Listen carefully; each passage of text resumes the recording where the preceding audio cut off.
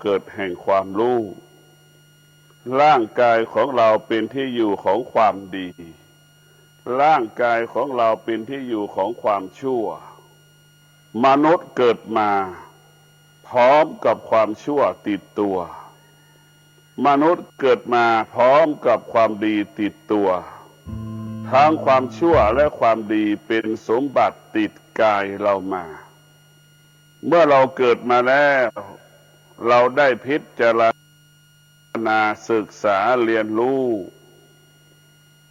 สิ่งที่เป็นเหตุให้เกิดความทุกข์สิ่งที่เป็นเหตุให้เกิดความสงบทั้งสองสิ่งนี้เราพิจารณาเหตุใดจึงทำให้จิตใจเราสงบเหตุใดจึงทำให้จิตใจเราเป็นทุกข์และวุ่นวายเราต้องพิจารณาบุคคลใดก็แล้วแต่ที่เกิดมาแล้วได้ศึกษาเรียนรู้ความจริงของโลกความจริงของชีวิตบุคคลผู้นั้นก็สามารถมีชีวิตอยู่บนโลกนี้ได้อย่างเป็นปกติบุคคลใดที่ได้ศึกษาเรียนรู้สภาวะอารมณ์ของเราที่มันปรากฏคำว่าชอบใจไม่ชอบใจที่มันบอกว่าพอใจและไม่พอใจมันบอกว่าทุกข์ใจมันบอกว่าสุขใจ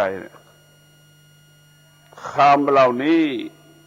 มันยังปรากฏขึ้นกับอารมณ์ของเราจำเป็นต้องแก้ไขคำเหล่านี้เด็ก6 ขวบมันก็รู้สึกว่าพอใจและไม่พอใจดังเช่นผู้เฒ่าผู้แก่อายุ60 70มันก็เหมือนกันหมดเราต้องพิจารณาก็คือนำเอาความอดทนมาฝึกฝนจิตใจของเรานำเอาความอดทนมาฝึกฝนกายของเรากายของเราต้องได้รับการฝึกฝนเหมือนช้างเตะฟุตบอลเราจะเห็นว่าช้างเตะฟุตบอลช้างวาดรูปการฝึกฝนมันจะรู้สิ่งที่เราบอกที่เราสั่งช้างเราสอนมาแล้วฝึกมาแล้วมันก็เหมือนสั่งให้มันนั่งมันก็นั่งสั่งให้มันลุกมันก็ลุกสั่งให้มันสำแดงอาการมันก็ออกสำแดงอาการจิตที่ฝึกฝนก็คุ้นเคยกับความว่าความดีที่ฝึกฝนก็ย่อมรู้ว่าความชั่วเป็นผู้เบียดเบียนกายใจไม่ให้สงบมนุษย์ทุกคนที่เกิดมาแล้วเมื่อได้รับการอบรมฝึกฝนเราต้องกลับมาพิจารณาคำว่าความสุขคำว่าความทุกข์คำว่าพอใจคำว่าไม่พอใจชอบใจก็ดีไม่ชอบใจก็ดีสิ่งเหล่านี้ยังปรากฏอยู่มันก็บอกว่าสิ่งเหล่านี้ก็คงเบียดเบียนทำลายเราต่อไปเพราะเราไม่รู้เมื่อจิตเราไม่รู้จิตเราจึงตกอยู่ใต้อำนาจของความสุขเมื่อจิตเราไม่รู้จิตของเราจึงตกอยู่ใต้อำนาจของความทุกข์ทุกชั่วโมงเมื่อจิตไม่รู้จิตก็อยู่ภายใต้การเปลี่ยนแปลงของความสุขจิตอยู่ใต้การเปลี่ยนแปลงของความทุกข์เพราะจิตไม่รู้เมื่อจิตไม่รู้จิตก็อยู่ภายใต้อนิจจังทุกขังอนัตตาเราต้องฝึกให้มันรู้ ฝึกกายให้อยู่เหนืออนิจจังทุกขังอนัตตาฝึกจิตของเราให้อยู่เหนืออนิจจังทุกขังอนัตตา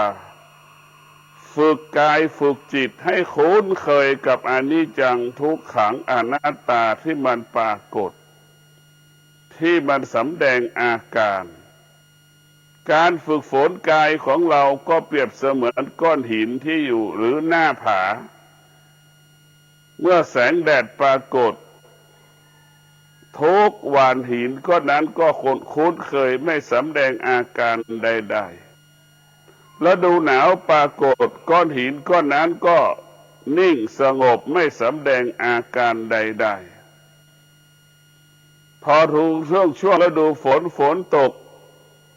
ก้อนหินก้อนนั้นก็ไม่เกิดสำแดงอาการใดๆกายที่เราฝึกก็เพื่อให้กายอยู่กับการเปลี่ยนแปลงนั้นได้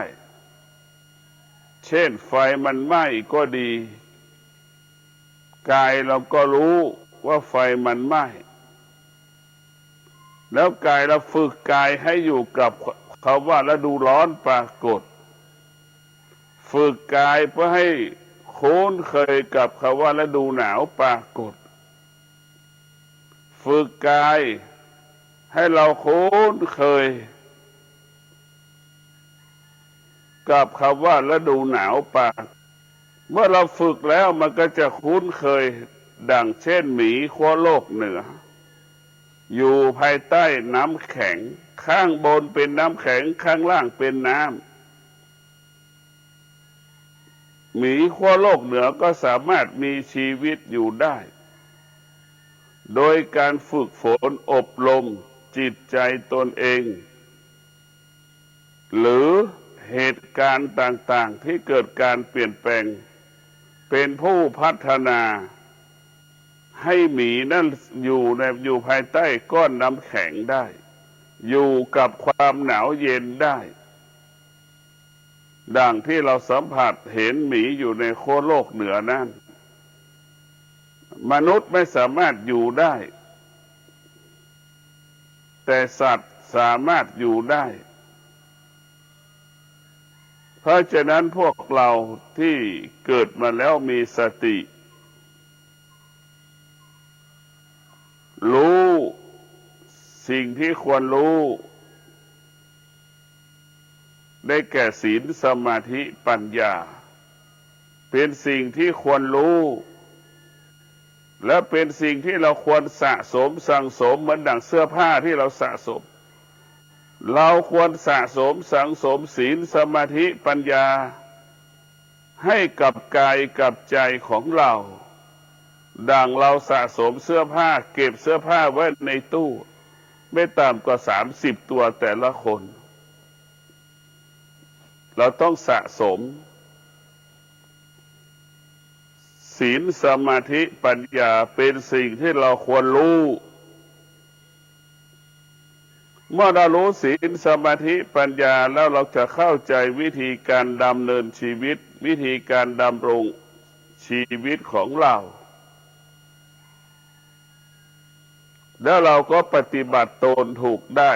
ถูกต้องปฏิบัติตนประพฤติตนไม่ให้มันเป็นบาปไม่ให้มันเป็นกรรมไม่ให้มันเบียดเบียนกายและใจของเราธรรมะของพระพุทธเจ้ามันจึงเป็นสมบัติของโลกจึงเป็นสมบัติของมวลมนุษย์โลกถึงแม้โลกจะเปลี่ยนแปลง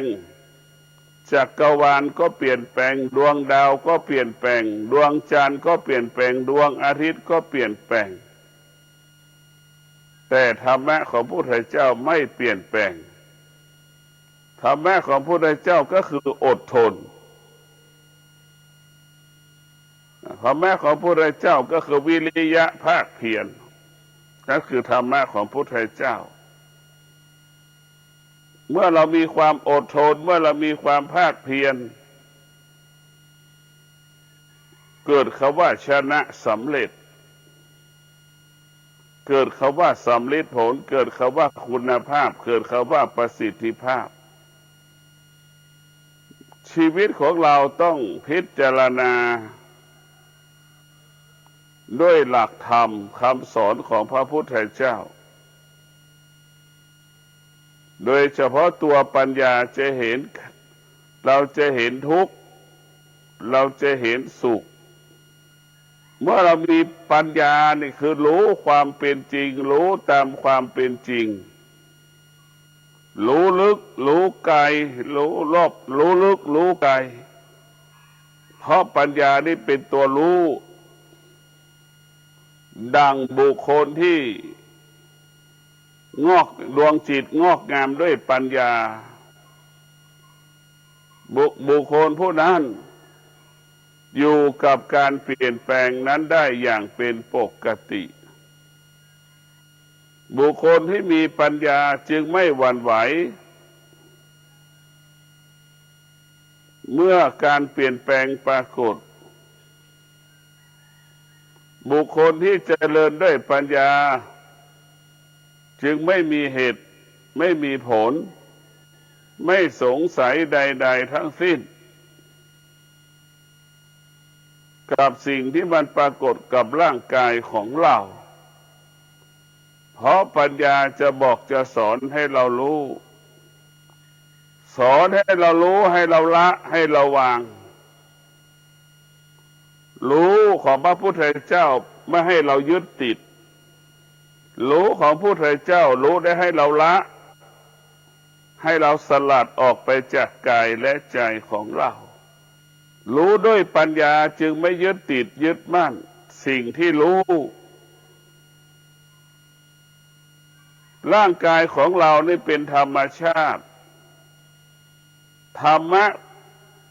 ของพระพุทธเจ้าเป็นผู้ควบคุมธรรมชาติเพื่อให้ธรรมชาติเป็นไปตามหลักของธรรมชาติเพราะฉะนั้นพวกเราทั้งหลายเราได้พิจารณาชีวิตของเราเกิดก็เป็นทุกข์ถ้าเราไม่เกิดเราจะไม่ทุกข์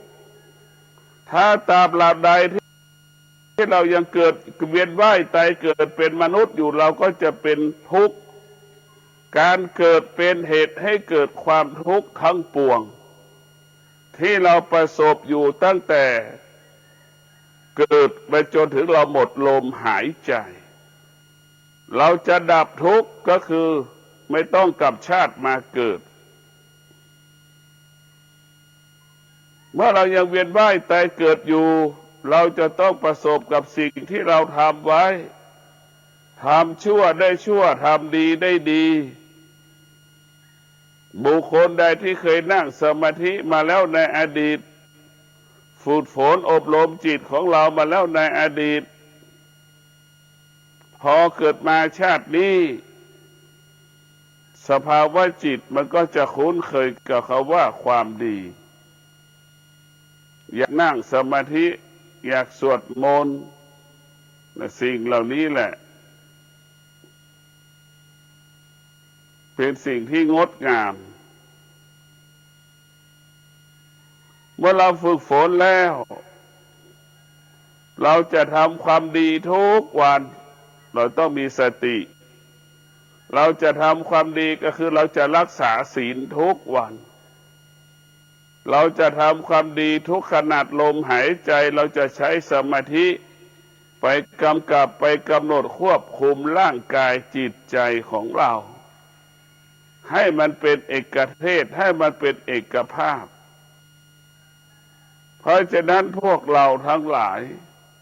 เมื่อเรามีสมาธิเราจะไม่ถูกหลอกถูกโกงที่เราถูกหลอกถูกโกงเพราะเราไม่มีสมาธิถ้ามีสมาธิแห่งธรรมหรือธรรมนั้นจะนำมาซึ่งสมาธิธรรมะของพระพุทธเจ้าจะนำมาซึ่งความสงบหรือความสงบ เป็นแก่นเป็นสาระของชีวิตของเราชีวิตของเรานั้นมันไม่ได้ต้องการความสุขมันต้องการความสงบความสุขนี่แหละมันเป็นผู้โกหกหรือ18 มงกุฎหลอกล่อให้เราหลงไหลหลอกล่อให้เราติดใจหลอกล่อให้เราชื่นชมจนถึงที่สุดก็หลอกล่อให้เราร้องไห้เสียใจแล้วมันก็จากเราไปทุกคนก็สัมผัสเช่นนี้เสมอเหมือนกันหมดเพราะเราไปหลงความสุขเราจึงไปยึดติดในความสุขถ้าเราเอาปัญญาไปจับเอาปัญญาไปพิจารณาสุขก็คือเชื้อโรคร้ายที่บ่อนทำลายคุณภาพชีวิตมนุษย์บ่อนทำลายชีวิตมนุษย์บ่อนทำลายทรัพย์สมบัติของมนุษย์เพราะความสุขนั้นเราไปคิดเองเองสุขที่มันเกิดก็เพราะเราไม่รู้ว่ามันสุขทุกข์ที่มันเกิดเราก็ไม่รู้เราจึงให้มันเกิดถ้าเรารู้เรื่องสุขเรื่องทุกข์สุขจะไม่เกิดทุกข์จะไม่เกิดเพราะมันไม่รู้มันจึงเกิดเขาว่าความสุขมันไม่รู้มันจึงเกิดความทุกข์ทุกชั่วโมงเป็นเช่นนี้เราจะต้องแก้ไขหากเราเป็นผู้รู้หรือเข้าถึงตัวเราเข้าถึงเป็นผู้รู้เข้าถึงตัวรู้สุขไม่เกิดทุกข์ไม่เกิดสุขไม่เกิดทุกข์ไม่เกิดเมื่อเรารู้หรือดับเมื่อความสุขเกิดความทุกข์เกิดเราก็มีสติสัมปชัญญะกำหนดรู้เมื่อเรามีสติกำหนดรู้ทุกเรื่องทุกอย่างแล้วก็พิจารณาว่าชีวิตของเรานั้นต้องเข้าใจสิ่งที่ตาสัมผัสสิ่งที่หูสัมผัสสิ่งที่จมูกสัมผัสสิ่งที่ลิ้นสัมผัสอวัยวะสัมผัสเราจะต้องพิจารณาเรียนรู้สิ่งเหล่านี้มันบ่อนทำลายคุณภาพชีวิตของเราตาของเราเนี่ยก็เหมือนลิงที่ถูกฝึกเมื่อลิงถูกฝึกเช่นลิงขึ้นมะพร้าวตาของเราก็เปรียบเสมือนลิงเมื่อเราฝึกตาของเราได้ตาก็แยกแยะรับรู้เรื่องความดีความจริงดังลิงฝึกมะพร้าวมันก็รู้เรื่องแต่มะพร้าวมันก็จะแก้ไขเอามะพร้าวตกมาให้ได้มันก็หมุนเสร็จแล้วมันก็เอาเท้ามันถีบลงนั่นแหละคือการฝึกจิตตาของเราก็เปรียบเสมือนลิงหูของเราก็เปรียบเสมือนช้างถูกฝึกอีกช้างมันถูกฝึกสั่งให้นั่งมันก็นั่งสั่งให้นอนมันก็นอนสั่งให้ลุกมันก็ลุกสั่งให้มันเดินมันก็เดินสั่งให้มันวาดภาพมันก็วาดภาพสั่งให้มันเตะฟุตบอลมันก็เตะฟุตบอลนั่นแหละคือหูของเราถูกฝึกด้วยธรรมะก็จะเป็นเช่นนั้นเมื่อตาเราถูกฝึกฝนหูของเราถูกฝึกฝนมันก็มีแต่หูของเราก็จะรับรู้เรื่องความดีเท่านั้นความไม่ดีมันจะไม่ต้อนรับตาของเราก็เช่นนั้นสัมผัสกับสิ่งที่เป็นความดีความชั่วมันจะไม่สัมผัสมันจะไม่ต้อนรับจมูกของเราก็เหมือนกันจมูกของเราก็เหมือนนกอินทรีสัมผัสเราต้องฝึกให้จมูกนั้นไม่ให้ยึดติดในกลิ่นจมูกเรานี่ต้องได้รับการพัฒนาเหมือนนกอินทรี